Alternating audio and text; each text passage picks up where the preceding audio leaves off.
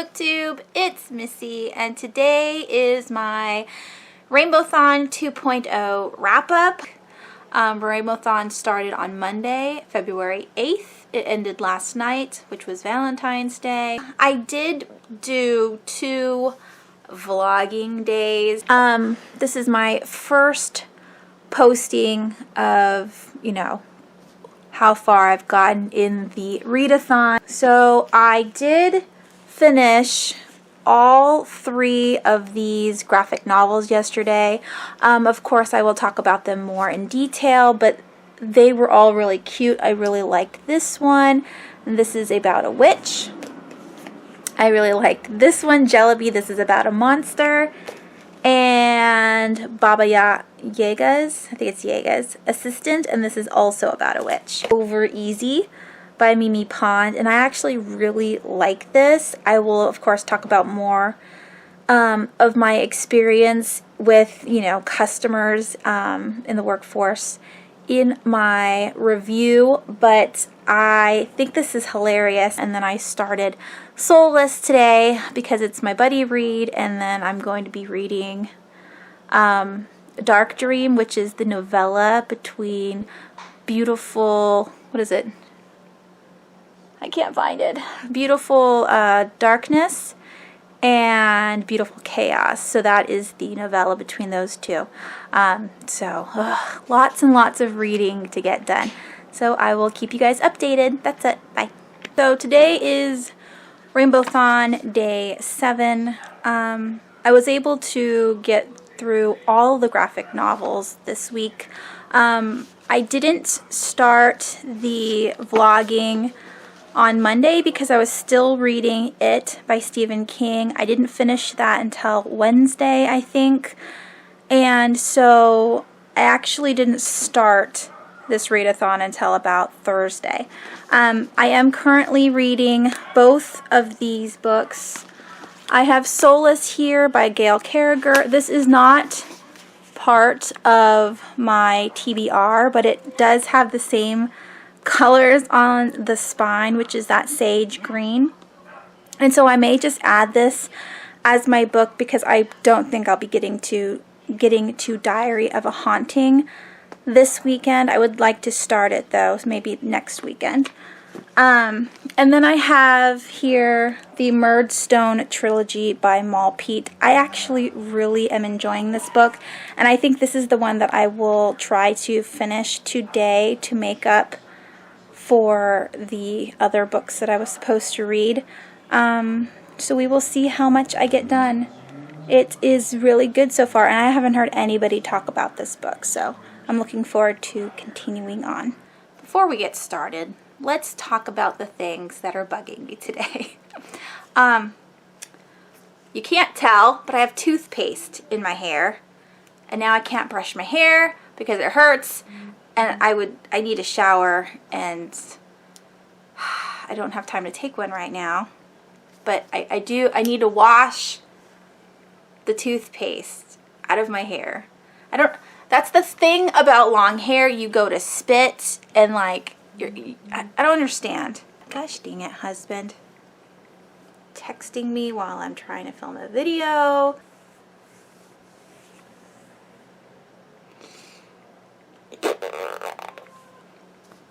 And so I'm so stuck on the toothpaste in my hair that it's making me crazy. I guess I could technically, just put it under the faucet, but then I would have like a piece of wet hair, and that would... the things I told you... I have like the sensitivity on my fingers. I'm peculiar, and sometimes I annoy myself. Anyways, you guys are here for a wrap up. So I finished all of these books during the Rainbowthon. Now, I'm cheating a little bit because technically all of these books are not the sage green that I thought.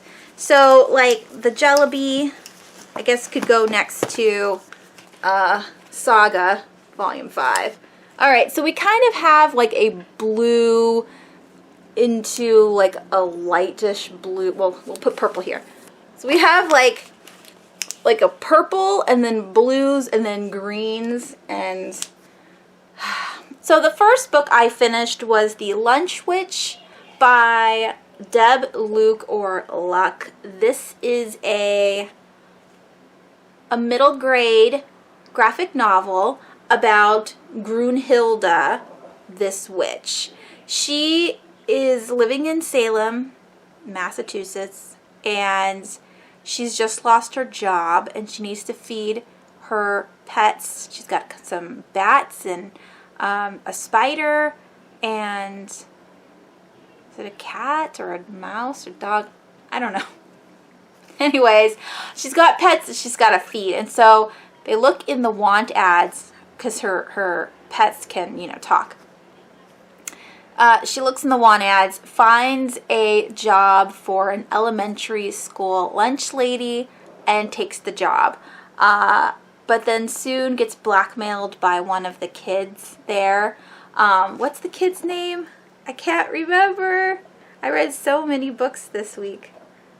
Anyways, the child, you can see him here.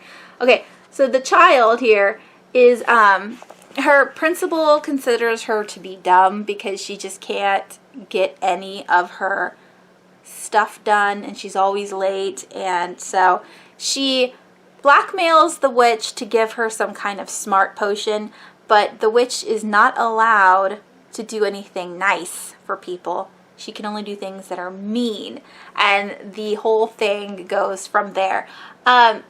I thought it was the cutest thing ever. As you can see, all of the pictures are in this like army green color, but it's cool because there's like stains on it, so it's kind of like reading a lunch bag, like, you know, the brown paper bags, and there's just like food stains all over it and like ketchup, and it's really, can you see that? It's really gross.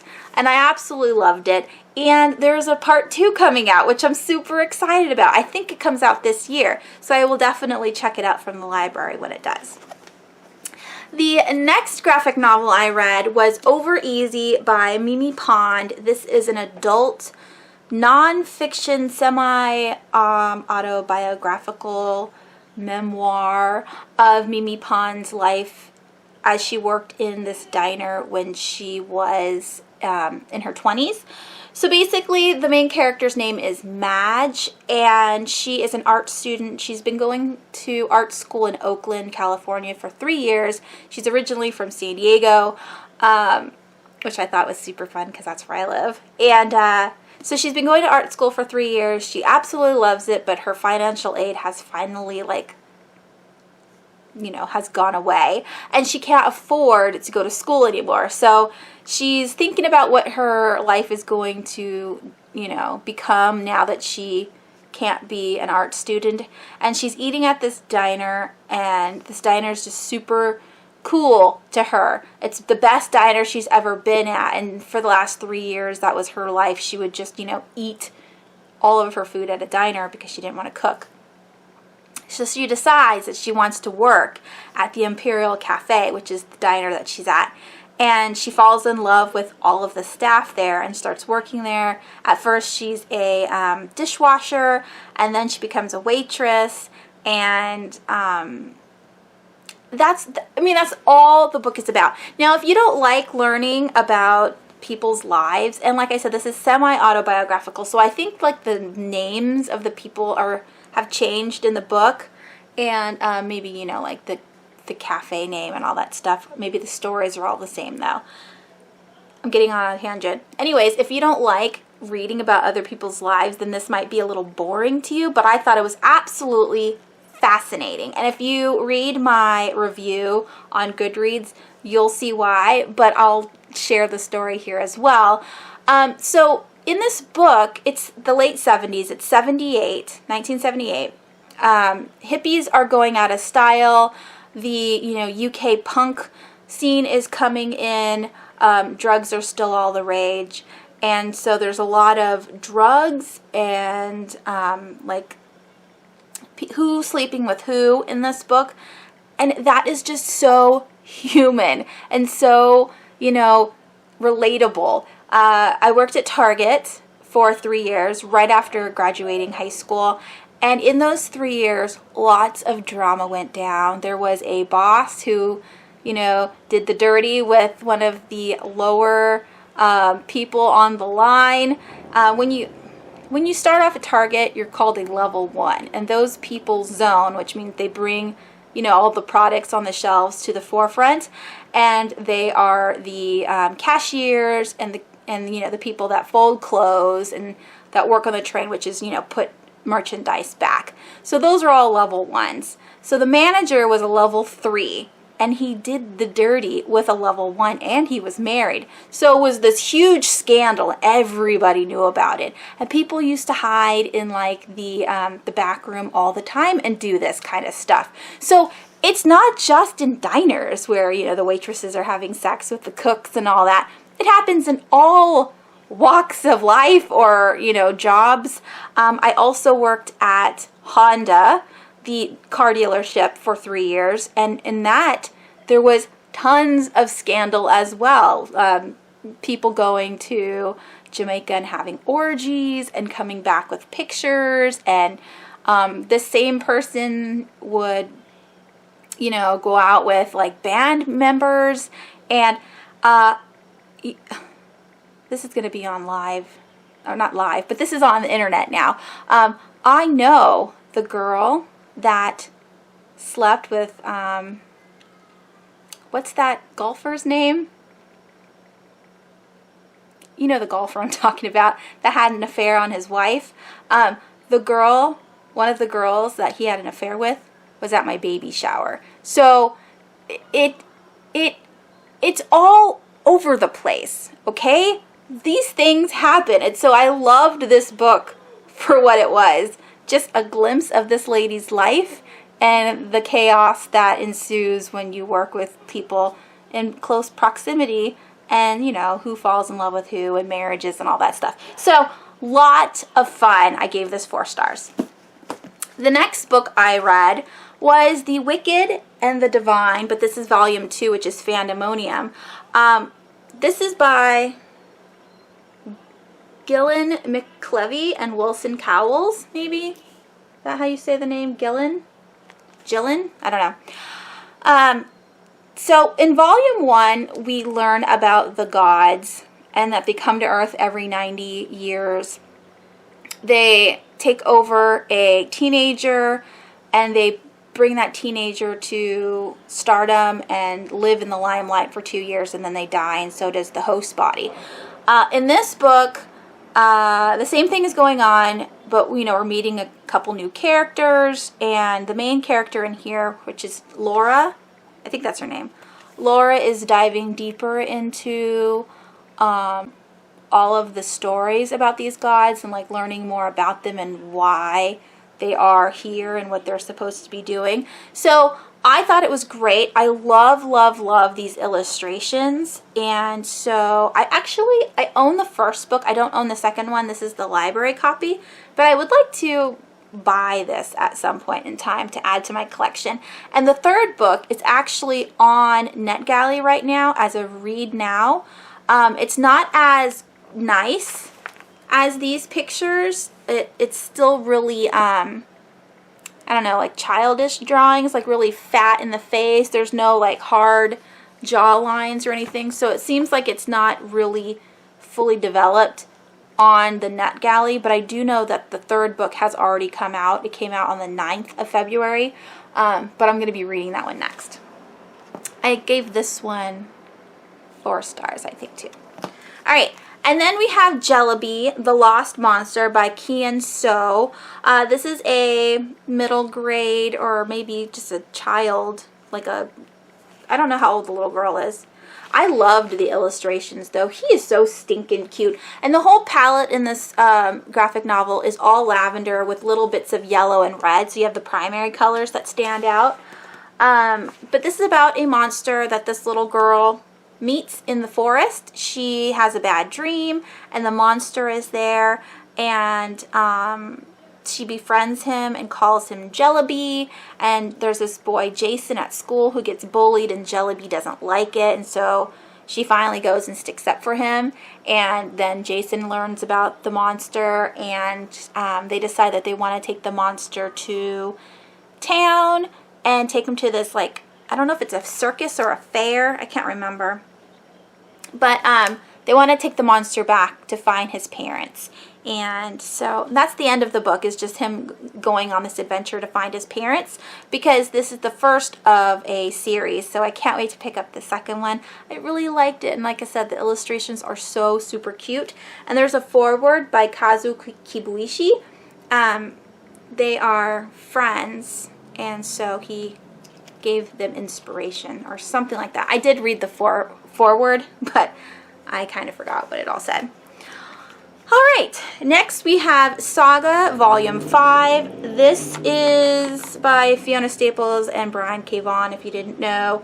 And this one, I said a while ago when I read the fourth book that I hated it because Alana is being like a turd, and she's being super selfish. And I think, I don't think Alana's that young, but sometimes when you are a new parent, you just get fed up with diapers and babies and vomit and poop, and you want to experience life outside of marriage and children. Like, you know how they say that men have like a midlife crisis and they go and they have affairs, or they, you know, buy really expensive cars. Women go through that too. Maybe, you know, not right away, or maybe they do. I don't know.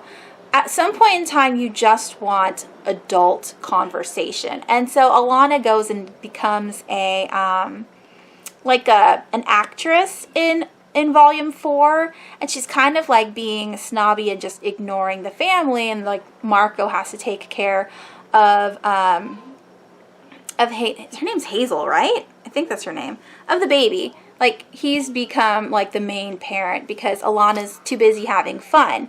And if you have any friends who are on Facebook who are parents that are always at the bar, and you're like, what are you doing? Like, how are you drinking and having fun with friends when you have kids at home and a husband? Like, I don't understand. Like, yes, women are allowed to have fun, and, you know, you don't have to be at home all the time like in the 50s, but you do have an obligation and a responsibility for the people at home. So that has nothing to do with Volume 5. God, tangent. So in Volume 5, we meet, there's still the same people from Volume 4 and Volume 5, but there's a lot of other chaos going on. And there's a particular scene with a dragon that is super disgusting, that everybody must, you know, pick this up and look at, because oh my gosh. And that's it. I can't say too much because it's the 5th volume, but I did enjoy it way more than Volume 4, and I gave it 4 stars. And the very last graphic novel that I read during the Read-a-thon was Baba Yaga's Assistant by Marika Makula and illustrated by Emily Carroll. This one, again, I really enjoyed, and this is a Russian tale. Baba Yaga is like the boogeyman of their folklore, and so they tell the children, you know, if you're bad, Baba Yaga will come and get you, which is just a witch that lives in the woods. So the main character, which I can't remember her name, what is her name? I guess Masha, M-A-S-H-A, Masha. Masha is in high school, or she just, you know, she's a little bit older, so maybe she's like in her late teens, early 20s, I don't know. And her mom and grandma have passed. Her dad is going to be remarried soon. She has a new little like stepsister that she's going to be having, and she can't take it. Her dad has been secretly having this other family and ignoring her, and she's feeling resentful and bitter, and so she decides that she's going to run away into the woods and become Baba Yaga's assistant because she found a want ad in the paper, and she has to go through all these little like trials to prove herself worthy to be the witch's assistant, and in turn finds out that she does love her dad and her new her new stepsister and the woman that will be her new like stepmom or whatever, that she's all right with what's going on. And I loved, I mean, the illustrations are so cute. I mean they're not too like whimsical or anything, but I just loved it. I loved it, and I don't know if there's a second one. I didn't look it up, but I just really enjoyed this story, and I gave this one like 4 stars. So all of these, I'm pretty sure all of these got 4 stars, and so that is 1, 2, 3, 4, 5, 6 graphic novels that I did complete during the read-a-thon. But I did start 2 other books, because the goal was to read 6 in a week in, you know, the rainbow colors. I did start both of these. Soulless by Gail Carriger is an adult urban fantasy. This is the first in 6 books, I believe. And I am currently on chapter 3. I'm absolutely loving it. Alexa Terabody is a fun spinster. She's not even that old, but you know, back in the day, if you weren't married by like 16 or something, you were a spinster. So she's got a good head on her shoulders, very determined and confident and self-reliant, and I love that. She doesn't need a man to, you know, help her walk in the park. She will do it alone.